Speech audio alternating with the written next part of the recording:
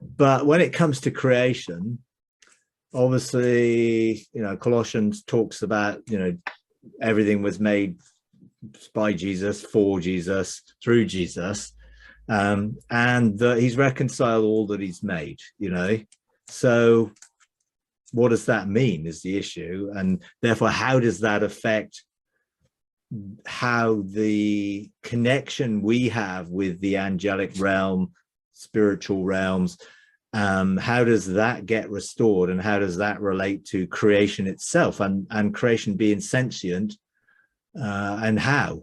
I've engaged with things like the core of the earth as a sentient presence, or I can't say being because I didn't see it as a being, but it spoke to us in a group, and actually talked about why it didn't like the way it had been treated, because it had been associated with hell, and it was annoyed that it was associated, because under the earth is usually a term for hell, isn't it? And it was like somewhat perturbed that it had been associated with eternal punishment of people, so we had to engage it and ask forgiveness for the way we have used that to sort of undermine it in one sense. Now, it was a shock to speak to the core of the earth in a group activation, but we all engaged it, and we all heard sort of this conversation that was going on. So it was like, oh, now what is that? Now I know there are obviously angels, and there are different types of angels, and there are different categories of angels.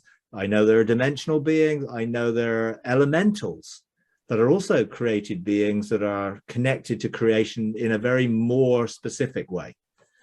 And those elementals were designed to help Adam engage creation and manage creation, because it's like one person can't manage the whole of creation, unless you're God, but there's a sense where there was a function there where Adam was given responsibility to rule and have dominion, but to be fruitful and to multiply and to bless, increase, that the elementals were connected to. And obviously the disconnection when Adam chose independence meant those beings were not independent beings. In other words, they weren't beings who acted independently.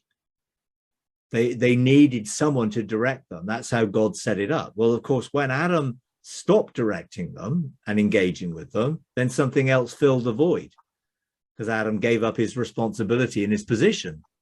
So something filled the void, and then creation sort of was more disconnected to man. And obviously the reaction to creation, to what man has done, does do, sometimes creates tension within the planet itself. And we get earthquakes and we get eruptions and we get different things. Well, why? Well, obviously you could say, well, tectonic plates and the movement of tectonic and all that, but those plates are ruled by something.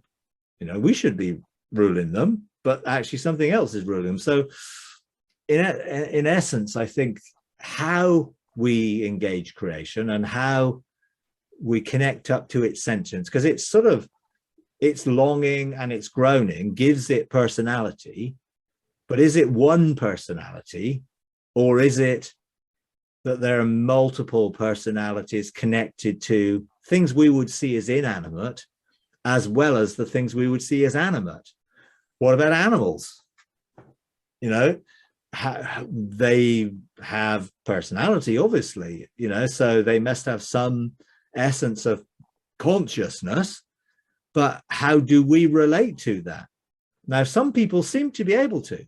You get like horse whisperers and those that connect to animals at a level. But they were obviously designed to be in cooperation with man, not in opposition to man. So there's a sense where I think there is a groaning there. And of course, man has treated the animal kingdom really badly. Hence a lot of extinction events and other things where, they're killed off, hunted, their habitats destroyed, all of that type of dimension, which is, I think, part of the groaning. So I would see it's mentioned as creation as one thing, which is made up of many parts. And I think it's many parts that are groaning together. It's almost a harmony of groaning, or disharmony of groaning, more like, that is described as creation.